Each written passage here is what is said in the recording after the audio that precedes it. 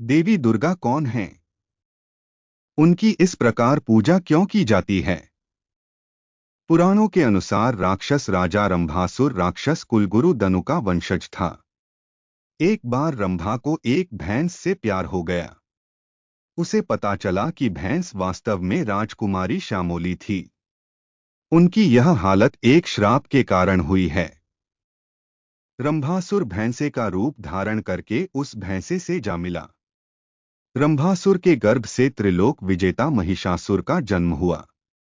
इसी बीच इंद्र से युद्ध करते हुए रंभासुर की मृत्यु हो गई। बड़ा होते ही महिषासुर अपने पिता की मृत्यु का बदला लेने और तीनों लोकों पर शासन करने की इच्छा से सृष्टिकर्ता ब्रह्मा के ध्यान में लीन हो गया। वह भगवान ब्रह्मा द्वारा अजेय बन गया। उसकी मृत्यु केवल स्त्री के हाथों ही होगी, यह वरदान पाकर महिषासुर अहंकार से भर गया। उसके बाद महिषासुर ने स्वर्ग, नश्वर और पाताल लोक पर अपना अत्याचारी शासन स्थापित कर लिया। महिषासुर के अत्याचार से तंग आकर देवताओं ने त्रिदेव की शरण ली। तब सभी देवी देवताओं ने मिलकर उस महान शक्ति का आह्वान किया। उनके संयुक्त तेज से सुंदर और शक्तिशाली देवी दुर्गा का जन्म हुआ। देवताओं ने अपने अस्त्र शस्त्र उस देवी को समर्पित कर दिए। गिरिराज ने अपना वाहन सिंह हिमालय देवी को दे दिया।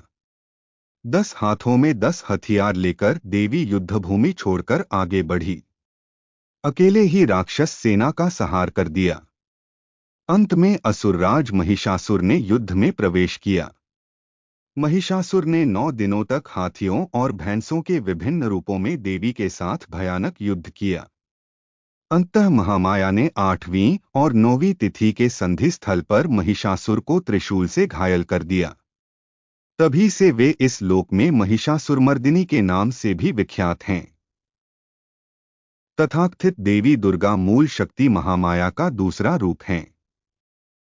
वह परम ब्रह्मा है। रणचंडी के रूप में उन्होंने बार बार संसार के दुर्भाग्यों का नाश किया है। शुंभनिशुंभ, दुर्गासुर, रक्तबीज जैसे राक्षसों का विनाश किया।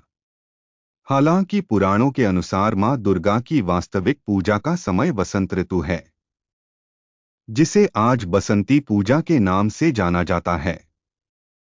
लेकिन रामायण के अनुसार श्री राम ने रावण से युद्ध करने से पहले उस आदिशक्ति की पूजा की थी। रामचंद्र ने 108 नीले कमल अर्पित करने का संकल्प लिया, लेकिन देवी माया में केवल 107 कमल ही पाए जाते हैं। तब श्री राम ने कहा, मुझे सब पद्मलोचन कहते हैं, मैं देवी को अपनी आंखें अर्पित कर दूंगा। यह कहकर जब वह अपनी आंखें दान करने जा रहा था तो देवी प्रकट हो गईं।